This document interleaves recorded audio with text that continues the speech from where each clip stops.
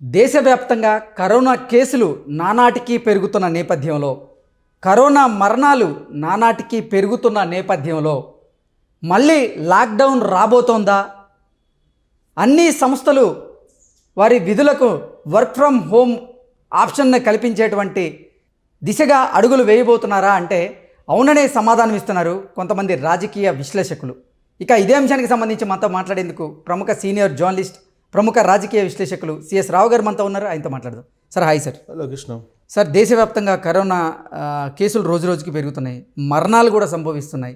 ఈ నేపథ్యంలో అన్ని ప్రభుత్వ ప్రైవేటు సంస్థలన్నీ కూడా వర్క్ ఫ్రమ్ హోమ్ ఆప్షన్ను మళ్ళీ ప్రొవైడ్ చేసేందుకు చూస్తున్నాయని, అలాగే లాక్డౌన్ కూడా వచ్చే అవకాశం ఉందంటూ కూడా కొంతమంది విశ్లేషకులు వారిదైన శైలిలో విశ్లేషణ చేస్తున్న నేపథ్యంలో ఏంటి సార్ పరిస్థితి ఎలా ఉంది? నిజంగా అన్ని సంస్థలు వర్క్ ఫ్రమ్ హోమ్ ఫెసిలిటీస్ని మళ్ళీ ఇచ్చేందుకు చూస్తున్నాయా? మళ్ళీ లాక్డౌన్ దిశగా భారతదేశం అడుగులు వేస్తోందా అంటే ఏం చెప్తారు సార్? సో ఒకటేంటంటే ఇప్పుడు వైద్య నిపుణులు చెప్తున్న దాని ప్రకారం ఏంటంటే ఇదేం పెద్ద డేంజర్ కాదని చెప్తున్నారు. బట్ మరణాలను చూస్తుంటే కనుక ఇది డేంజర్గా ఉందనిపిస్తుంది. ఎందుకంటే ఇప్పుడు వచ్చినటువంటి JN1 వేరియంట్, JN1 దాని పేరు, ఆ JN1 వేరియంట్ సోకితే కనుక ఇమీడియట్గా లంగ్స్లోకి వెళ్ళిపోయి సడన్గా ఆల్ ఆఫ్ సడన్గా మరణానికి తీసుకెళ్తుంది, మరణానికి దారితీసేటువంటి అవకాశం ఉందని ఒకటి వైద్య నిపుణులు చెప్తున్నారు. అది కూడా కొంచెం ఏజ్డ్ పీపుల్ ఎవరైతే ఉన్నారో వాళ్ళకు కొద్దిగా ఇబ్బంది పడేటువంటి అవకాశం ఉంది. ప్లస్ ఇప్పుడు కోల్డ్ వాతావరణం ఉంది, నిమోనియాకి సంబంధించినటువంటి ఇష్యూస్ ఎక్కువ వచ్చే అవకాశం ఉంది. అలాగే గత వేరియంట్స్తో పోల్చుకుంటే దీనికి మనం అసలు లక్షణాలు కూడా చాలా డిఫరెంట్గా ఉన్నాయని, దీంట్లో కోల్డ్ కానీ ఫీవర్ కానీ కాఫ్ కానీ ఉండదంటూ కూడా చెప్తున్నారు. అంటే డైరెక్ట్ నిమోనియా రావడము, లేకపోతే నిమోనియాకి సంబంధించినటువంటి లక్షణాలు బయటపడడము, లేదంటే ఇతరత్ర లక్షణాలన్నీ కూడా ఉన్నాయి. కానీ గత వేరియంట్స్తో ఉన్నటువంటి లక్షణాలు మాత్రం దీంట్లో లేవు. ఇది కొంచెం భిన్నంగా ఉంది, ఇది కొంచెం డేంజరస్గా ఉందంటూ కూడా వైద్య ఆరోగ్య శాఖకు సంబంధించినటువంటి కొంతమంది నిపుణులు చెప్తున్నారు. అవును, సైలెంట్ కిల్లర్గా చెప్తున్నారు. సైలెంట్ కిల్లర్గా చెప్తున్నారు. పైగా చిన్నపిల్లలకను కొంచెం వయసు మీద పడినటువంటి వాళ్ళకి చాలా ఇబ్బందికరం. సైలెంట్ కిల్లరు లంగ్స్ మీద కొట్టేసి ఇమీడియట్గా అంటే ట్రీట్మెంట్ చేయడానికి కూడా వల్ల కాని విధంగా చేయి దాటిపోతుంది అని చెప్పి వాళ్ళు ఇమ్యూనిటీ మీద కొట్టేస్తుంది, ఎస్పెషల్లీ లివర్ మీద ఎఫెక్ట్ పడుతుంది అనేది ఒకటి చెప్తున్నారు. ఇంకోటి ఏంటంటే ఇప్పటి వరకు కేసులు పెరుగుతున్నాయి కదా. ఇప్పుడు గత వారం నుంచి తీసుకుంటే ఒక్కసారిగా 4200 కేసులు ఇప్పుడు నమోదని తెలుగు రాష్ట్రాల్లో కూడా ప్రత్యేకించి ఆంధ్రప్రదేశ్లో కానీ తెలంగాణలో కానీ ఈ కేసులు నమోదైనవి. ఈ ఒక్కరోజే ఉస్మానియా హాస్పిటల్లో 1500 మంది కరోనా టెస్టులు చేయించుకుంటే 45 మందికి పైగా కరోనా పాజిటివ్గా తేలింది. సో ఇంత అంటే పర్సంటేజ్ పెరుగుతుంది, పాజిటివ్గా తేలింది. ప్లస్ ఇంకోటి ఏంటంటే ఇప్పుడున్నటువంటి పరిస్థితుల్లో రద్దీగా మొత్తం రద్దీగా ఉంది, సిటీ రద్దీగా ఉంది. సిటీల్లో ప్రధానంగా సిటీల్లో ఎక్కువగా ఉంది. ఈ క్రమంలో ఇప్పుడు చేయాల్సింది ఏంటంటే ఇప్పుడు కొన్ని ఆంక్షలు పెట్టాల్సిన అవసరం ఉందని చెప్పి ప్రభుత్వం ఆల్రెడీ సమీక్షిస్తుంది. కేంద్ర ప్రభుత్వం కూడా కొన్ని గైడ్ లైన్స్ని ఇష్యూ చేసింది. గతంలో మాదిరిగా మాస్కులు ధరించండి అని చెప్తున్నారు. కాకపోతే మస్ట్ అని చెప్పట్లేదు, కానీ మాస్కులు ధరించండి, జాగ్రత్త పడండి అని చెప్తుంది. అయితే సాఫ్ట్వేర్ సంస్థలు ఈ మధ్యకాలంలో ఏం చేసినాయి అంటే సాఫ్ట్వేర్ సంస్థలు అనివార్యంగా బలవంతంగా సాఫ్ట్వేర్ కంపెనీలు ఎంప్లాయీస్ని అందరినీ కనీసం వారానికి 3 రోజులైనా కానీ మీరు ఆఫీస్లో రావాలని కండిషన్ పెట్టింది. ఆ కండిషన్ పెట్టడానికి కారణం ఏంటంటే సాఫ్ట్వేర్ యాజమాన్యాలకి ఇష్టం లేదు వాస్తవంగా. ఎందుకంటే సాఫ్ట్వేర్ యాజమాన్యాలు వాళ్ళు అల్టిమేట్గా వాళ్ళకు వచ్చేటువంటి ఆ ప్రొడక్ట్ ఎలా వస్తుందని చూసుకుంటారు. సో ఒక ప్రమోమ్ అయినా కానీ ప్రొడక్ట్ బాగా వస్తుందనే ఉద్దేశంతో వాళ్ళు ఉన్నారు.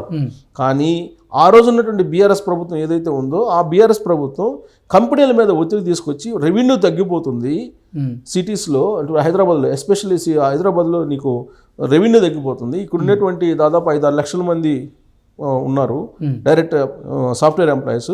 ఇండైరెక్ట్గా వాళ్ళ మీద ఆధారపడి బతికే వాళ్ళు ఉన్నారు. వాళ్ళ వ్యాపారం దెబ్బతింటుంది అనేటువంటి ఉద్దేశంతో ఈ కంపెనీల మీద ఒత్తిడి తీసుకొచ్చినటువంటి క్రమంలో వాళ్ళు మీరు ఆఫీసులో రండి అని చెప్పి వాళ్ళు ఒక మెయిల్స్ పంపించారు.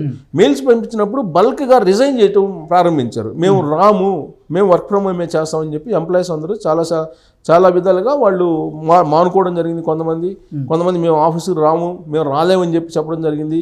ఇవన్నీ జరిగినటువంటి క్రమంలో మనకు 2020 నుంచి జరిగినటువంటి పరిణామాలు తీసుకుంటే కోవిడ్ ఫస్ట్ టైం వచ్చినప్పుడు కానీ, సెకండ్ వేరియంట్ కానీ, థర్డ్ వేరియంట్ కానీ వచ్చినప్పుడు వాళ్ళు వర్క్ ఫ్రమ్ హోమే ఇచ్చారు ఇప్పటి వరకు కూడా.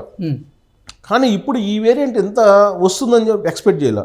సో వాళ్ళు ఏం చేశారు, 2 మంత్స్ బ్యాక్ 3 మంత్స్ బ్యాక్ వీళ్ళు ఒక మెయిల్స్ పంపించారు, మీరు మస్ట్గా రావాల్సింది, నేను 3 రోజులైనా సరే ఆఫీసులో రావాలి. అప్పుడు ఎంప్లాయీస్ అందరూ మళ్ళీ సిటీకి రావాల్సి వచ్చింది. సో సిటీలో ఉంటున్నారు. ఇప్పుడు సిటీలో ఉంటున్నప్పుడు ఒక్కసారిగా వీళ్ళు హైదరాబాద్లో కూడా రెంట్లు విపరీతంగా పెంచేశారు. టూలెట్ బోర్డ్స్ కూడా లేకుండా అయిపోయినాయి. ఒకప్పుడు టూలెట్ బోర్డ్స్ ఎక్కడ మొత్తం హైదరాబాద్ సిటీలో ఎక్కడ పెట్టే కనిపించాయి. ఇప్పుడు అసలు టూలెట్ బోర్డ్స్ కానీ కనీసం హౌస్ దొరికేటువంటి పరిస్థితి కూడా లేదు. దాంతో అవుట్కట్స్కి వెళ్తున్నారు. అవుట్కట్స్కి వెళ్తున్నటువంటి క్రమంలో ఈ జర్నీలో పొల్యూషన్ ఎక్కువ అవుతుంది. దీంట్లో ఒకసారిగా ఇమ్యూనిటీ తగ్గిపోతుంది పొల్యూషన్ దెబ్బకి. సో దీంతో ఇప్పుడు ఈ వేరియంట్కి గురవుతున్నారు అందరూ. ఈ కొత్త వేరియంట్కి గురి అవటం ద్వారా ప్రమాద స్థితిలోకి వెళ్ళిపోతున్నారు. ఇప్పుడు ప్రభుత్వాలు ఏం చేస్తున్నాయి, సమీక్ష చేస్తున్నాయి. గత 3 రోజుల నుంచి ఈ సివియారిటీ పెరుగుతుంది. ఇంకోటి ఏంటంటే గమనించాల్సిన అంశం ఏంటంటే మరణాల సంఖ్య పెరుగుతుంది.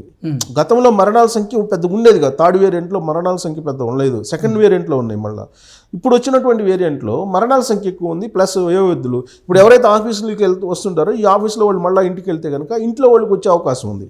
సో ఇది ప్రమాదకరం అని చెప్పి ఇప్పుడు సాఫ్ట్వేర్ కంపెనీలు కూడా గమనించి ఇప్పుడు ఇన్ఫోసిస్ కానీ, విప్రో కానీ, లేదా టీసీఎస్ కానీ, ఇలా పెద్ద పెద్ద కంపెనీలు ఏవైతే ఉన్నాయో ఇవన్నీ కూడా కార్పొరేట్ కంపెనీలు, మల్టీనేషనల్ కంపెనీలు ఇవన్నీ కూడా వర్క్ ఫ్రమ్ హోమ్కి యాక్సెప్ట్ చేస్తున్నాయి. ఇప్పుడు యాక్సెప్ట్ చేస్తూ దీన్ని ఎన్ని రోజులు కంటిన్యూ చేయాలి అనే దాని మీద ఇప్పుడు సమీక్షిస్తున్నారు. అఫీషియల్గా వాళ్ళు ఇంకా మెయిల్స్ ఇవ్వలేదు, తర్జన భజన పడుతున్నారు. వాస్తవంగా మీరు 3 రోజులైనా రావాలని చెప్పి మెయిల్స్ ఇచ్చారు. దాని మీద ఎంప్లాయీస్ రివర్స్ అవుతున్నారు, యాజమాన్యాలు రావాలంటున్నారు. ఇది నడుస్తున్న క్రమంలో ఇప్పుడు ఈ వేరియంట్ వచ్చింది.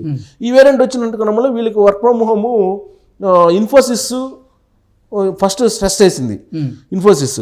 సో ఈ క్రమంలో మళ్ళీ వర్క్ ఫ్రమ్ హోమ్ ఇవ్వాల్సినటువంటి పరిస్థితి ఏర్పడింది. ప్రభుత్వమే ఇప్పుడు వర్క్ ఫ్రమ్ హోమ్ ఇవ్వమని చెప్పేటువంటి పరిస్థితి వచ్చింది. ప్రభుత్వమే చెప్పేటువంటి పరిస్థితి. ఇప్పుడు ఇదే విధంగా పెరుగుతూ పోతే కోవిడ్ కేసులు మళ్ళీ చేదాటిపోయేటువంటి అవకాశం ఉంది. సో అందుకే కేంద్ర ప్రభుత్వం కూడా కొన్ని మార్గదర్శకాలు రాష్ట్రాలకు జారీ చేసింది. రాష్ట్రాలు కూడా గమనిస్తూ ఉన్నాయి.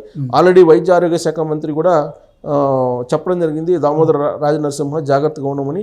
ప్లస్ హెల్త్ డైరెక్టర్ కూడా ఈ డేంజర్ కాదని చెప్తున్నారు, కానీ బట్ ఈ కేసులకు సంబంధించి మరణాలు పెరుగుతున్నాయి. అవును. సో ఈ క్రమంలో ఆర్టీపీసీఆర్ టెస్టులకు సంబంధించినటువంటి కిట్లు కూడా అన్ని రెడీ చేసుకున్నట్టు కూడా కేంద్ర ప్రభుత్వం నుంచి, కేంద్ర వైద్య ఆరోగ్య శాఖ నుంచి కూడా చాలా మందికి ఇప్పటికే హాస్పిటల్ కూడా రెడీ చేస్తున్నారు.